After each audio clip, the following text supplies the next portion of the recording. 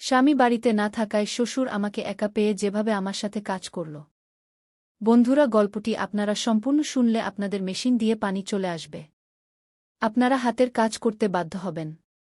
হাতের কাজ করার আগে অবশ্যই হাতের কাছে টিস্যু রাখবেন এবং কানে হেডফোন লাগিয়ে গল্পটি শুনবেন। হ্যালো বন্ধুরা, তোমরা সবাই কেমন আছো? আমার নাম নেহা এবং আমার বিয়ে হয়ে গেছে 4 বছর। আমার বয়স 25 বছর। স্বামী সরকারি চাকরিতে এবং প্রায় বাড়ির বাইরেই থাকেন। আমাদের বিয়ের 4 বছর পেরিয়ে গেছে, কিন্তু এখনও আমাদের কোনো সন্তান হয়নি। সম্ভবত কারণ তিনি আমাকে সময় দেন না। বিয়ের প্রথম দিনগুলোতে সব ঠিক ছিল, কিন্তু ধীরে ধীরে দূরত্ব বাড়তে লাগল। এখন তো সপ্তাহ কেটে যায় এবং আমি তার কাছ থেকে কোনো আপনত্বই অনুভব করি না। শুরুতে আমি এই পরিবর্তন বুঝতে পারিনি, কিন্তু এখন এটা একটা অভ্যাস হয়ে গেছে। সারাদিন বাড়ির কাজে ব্যস্ত থাকি এবং রাতে একাই পাশ ফিরে ফিরে ঘুমিয়ে পড়ি। কোনো আকাঙ্ক্ষা নেই, কোনো ইচ্ছা নেই, কেউ সঙ্গ দেবারও নেই।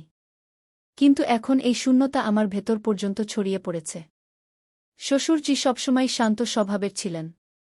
স্বামী না থাকলেও তিনি আমার সব কাজ করে দিতেন। কখনো কখনো আমি নিজেই লজ্জা পেয়ে যেতাম। আমার জন্য প্রতিদিন চা বানানো, হালকা কাশি দিয়ে জল চাওয়া বা রাতে আঙিনায় বসে গল্প করা, এসব এখন নিত্যদিনের রুটিন হয়ে গেছে। সেই দিন সকালের হালকা ঠান্ডা হাওয়া শরীরে লেগেছিল। আমি আঙিনায় চারপাই পেতে রেখেছিলাম। হাওয়ার ঝাপটায় আমার দোপাটা সরে গিয়েছিল এবং ঠিক তখনই আমি শ্বশুরজিকে দরজায় দাঁড়িয়ে থাকতে দেখলাম। তিনি নিঃশব্দে আমাকে দেখছিলেন, তারপর বললেন, বউ, এখানে ঘুমিয়েছ নাকি? তার কণ্ঠে একটু কম্পন ছিল, কিন্তু আমার গায়ে কাঁটা দিয়ে উঠেছিল।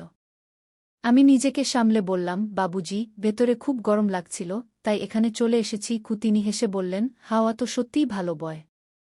আমিও এখানেই বসে যাই। তিনি আমার পাশেই চারপাই টেনে বসলেন।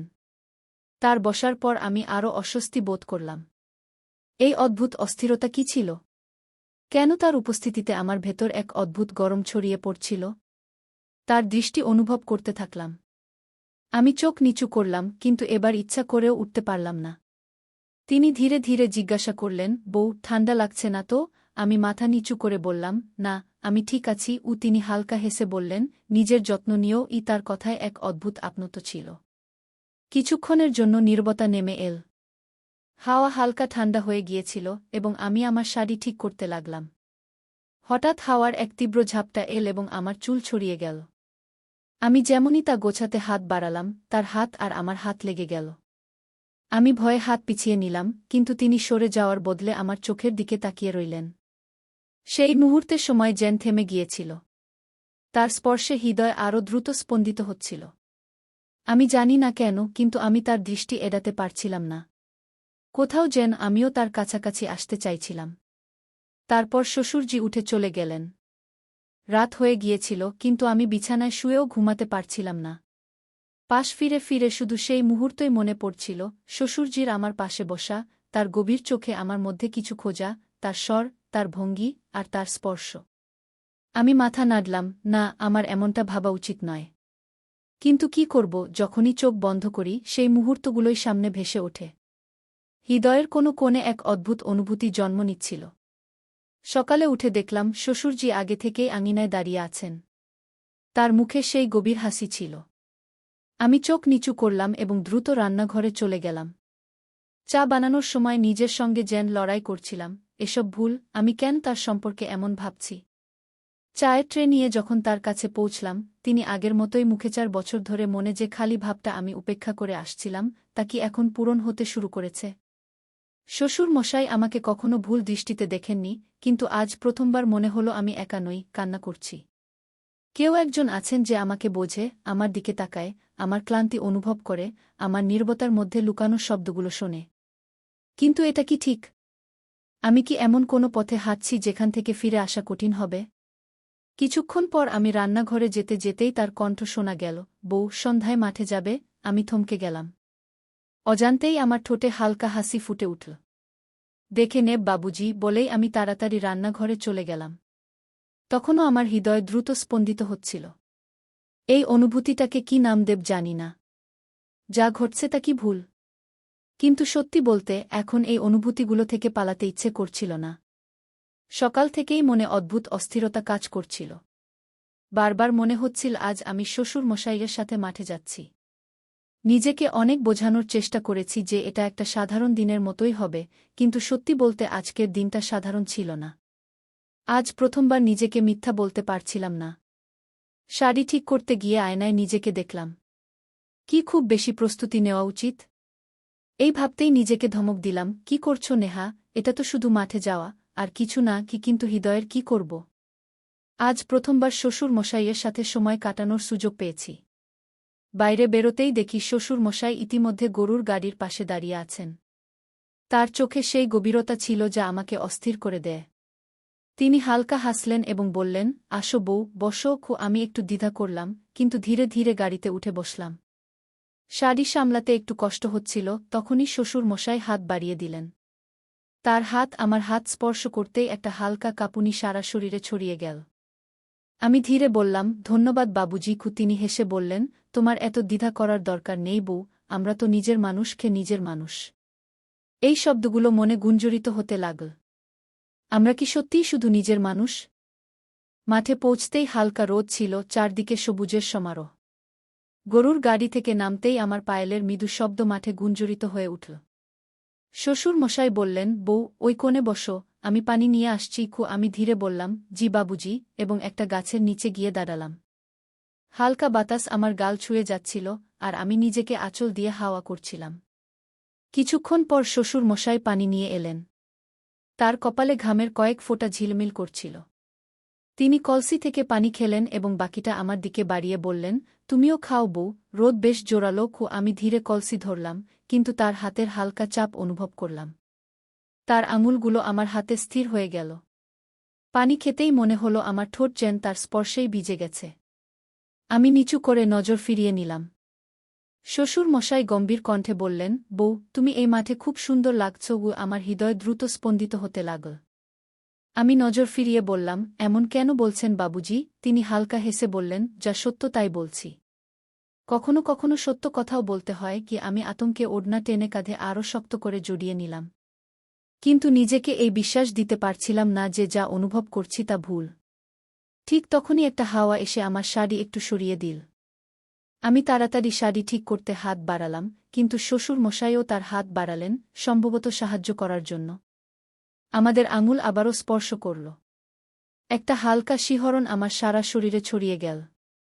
আমি নজর নিচু করে ফেললাম, কিন্তু ভেতরে একটা অদ্ভুত অনুভূতি হচ্ছিল। শ্বশুর মশাই হালকা হেসে আমার হাত থেকে পল্লব ধরে ঠিক করে দিলেন। তার আঙুলের স্পর্শ আমার ত্বককে আরও গরম করে দিল।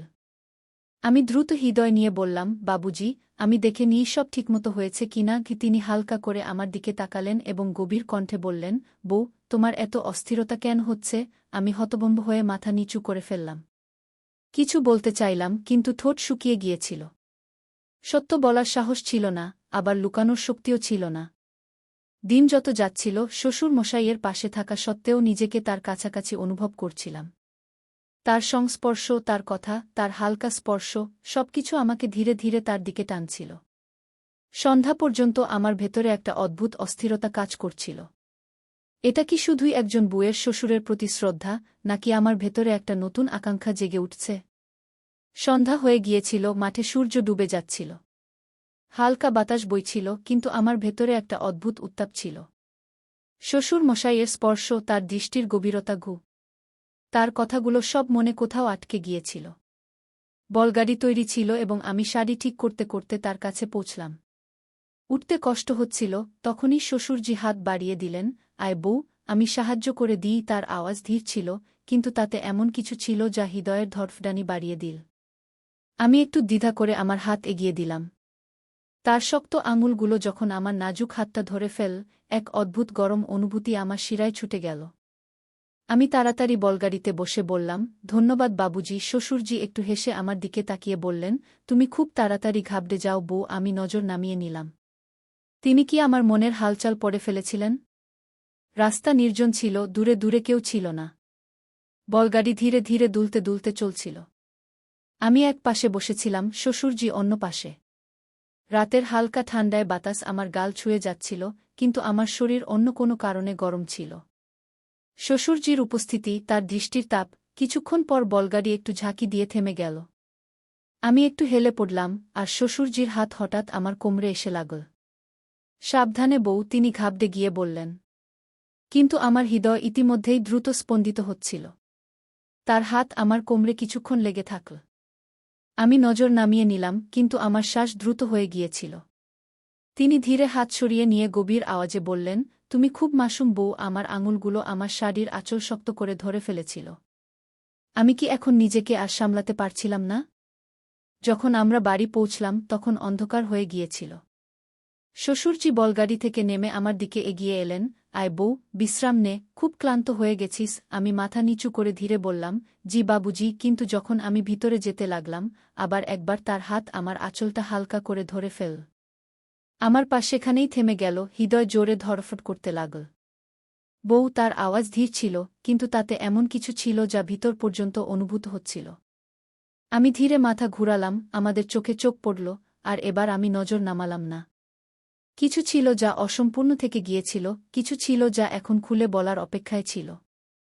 ঘরে এসে আমি বিছানায় বসলাম, কিন্তু হৃদয় এখনও বলগাড়ির সেই মুহূর্তে আটকে ছিল। শ্বশুরজির আমার আঁচল ধরা, তার গভীর দৃষ্টি আমার চোখে নামা, সব যেন থমকে গিয়েছিল। আমি ধীরে আমার কবজি ছুঁইলাম, যেখানে তিনি হালকা স্পর্শ করেছিলেন, সেই স্পর্শ এখনও অনুভূত হচ্ছিল। এটা কি হচ্ছে আমার? আমি নিজেকে বললাম। 4 বছরের একাকিত্ব হয়তো আমাকে এই মোডে এনে দাঁড় করিয়েছে। স্বামীর কাছ থেকে কোনো স্নেহ পাইনি, আর এখন হৃদয় অন্যদিকে টানছে।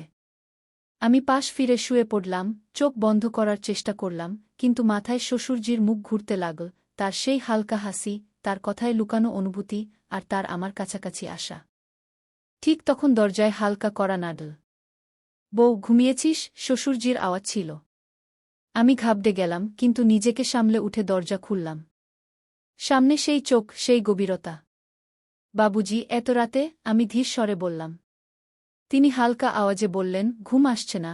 তোমার সাথে কিছু কথা বলতে ইচ্ছে করল। আমার হাত ঠান্ডা হয়ে গেল, হৃদয় জোরে ধড়ফড় করতে লাগল।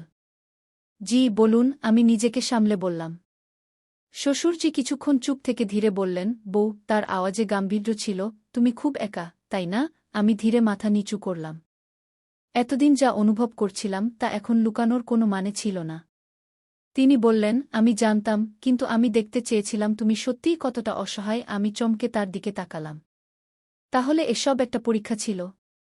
বউ, তিনি এগিয়ে বললেন, আমি ভেবেছিলাম হয়তো তোমার কারো সাহায্য দরকার, কিন্তু তোমার আমার নয়, তোমার স্বামীর সাহায্য দরকার। আমার চোখে হালকা ভেজা ভাব এল।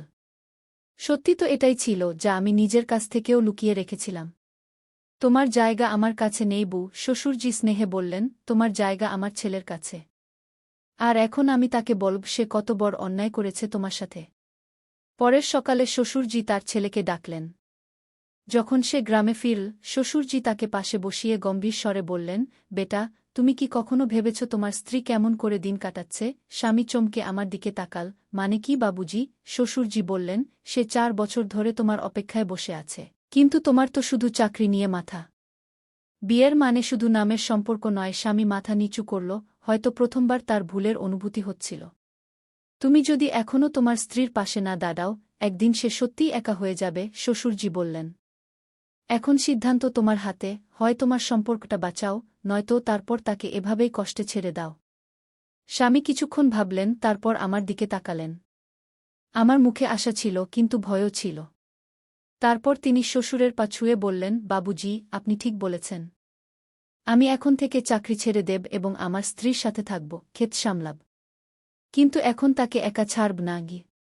কয়েক মাস পর সবকিছু বদলে গিয়েছিল।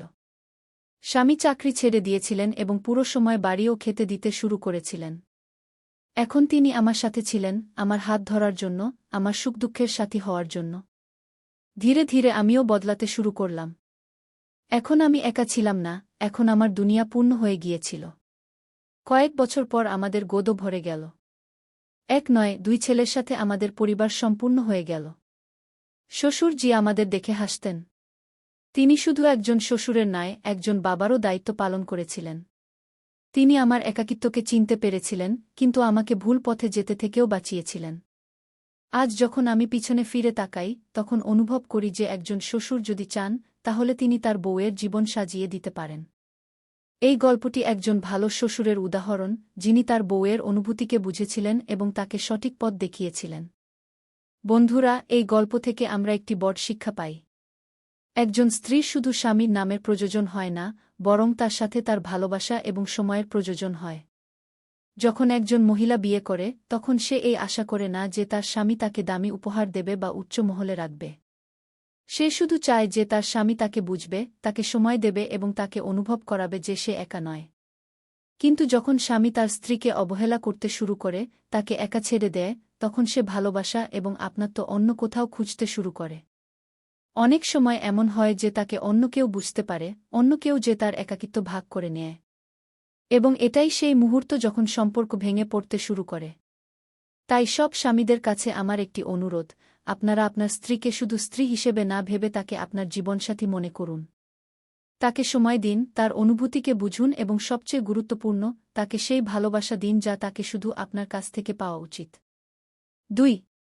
আপনি যদি এই গল্পটি পছন্দ করেন, তবে লাইক, শেয়ার এবং কমেন্ট করতে ভুলবেন না।